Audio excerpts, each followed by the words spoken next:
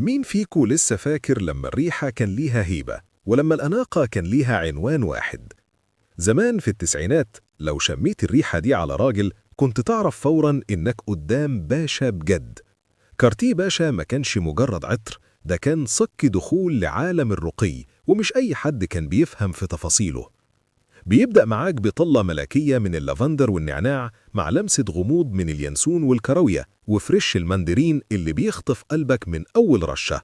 وبعدين تلاقي الثبات والأصالة في قلب العطر مع الكزبرة وخشب الورد البرازيلي، مزيج بيحكي حكايات عن جيل كان عارف قيمة الكلمة والريحة.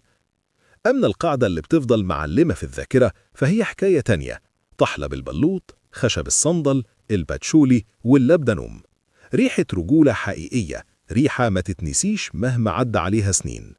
لو عايز ترجع لهيبة البشوات وتعيش ريحة الزمن الجميل، كارتيه باشا مستنيك. لو عجبكم الفيديو ما تنسوش اللايك والشير والفولو، وتابعونا على كل منصات أبو عمار للعطور.